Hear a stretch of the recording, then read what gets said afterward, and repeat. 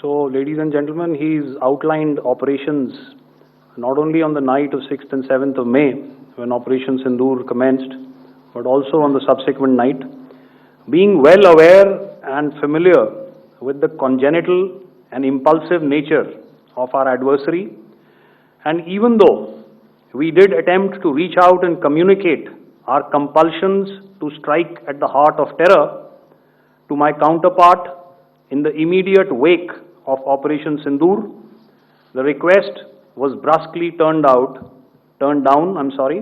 with an intimation that a severe response was inevitable and in the offing. We were, of course, prepared. Operations on the 7th and the 8th, Air Marshal Bharti spoken about.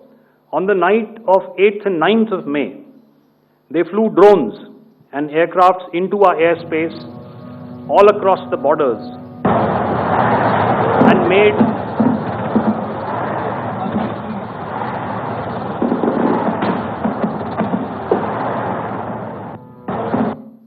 made largely unsuccessful attempts to target numerous military infrastructure.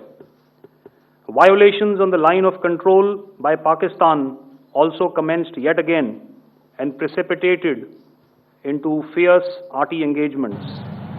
The air operations on the night of 8th and 9th of May, I'll yet again request the DG Air Operations to cover.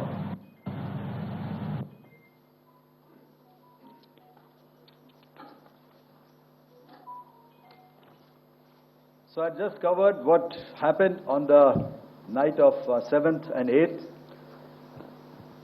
What we found that on the night of 8th and 9th, starting as early as 22:30 hours, our cities had a mass raid of drones, unmanned aerial vehicles, UCAVs, starting right from Srinagar, going down right up to Nalia.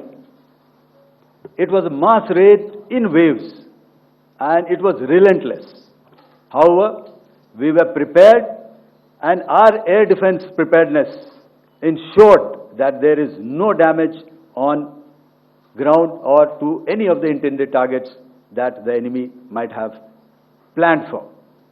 The difference between 7th night and 8th night was that on 7th night, he sent in his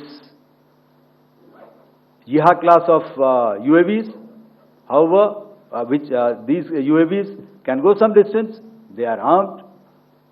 However, on the 8th, less numbers of armed UCAVs were there or UAVs were there, and more numbers of quadcopters, maybe for surveillance or just for harassment of civilians. This continued till midnight. Our air defense preparedness ensured that there was no damage on the ground, either to the military installations or to the civilians. However, the enemy had yet again shown that he wanted to up the ante and he wanted a fight, and we were up to the task. In a measured and calibrated response, we once again targeted his military installations, which included his SAM sites at Malirkant. This also included his surveillance radar sites at Lahore and close to Gujranwala.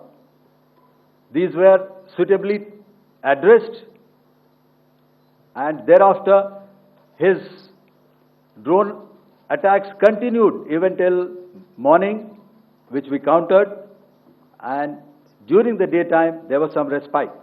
Here I would like to bring out another aspect. What we found was that while the drone attacks were being launched from somewhere close to Lahore, enemy had allowed his civilian aircraft to also continue to fly out of Lahore.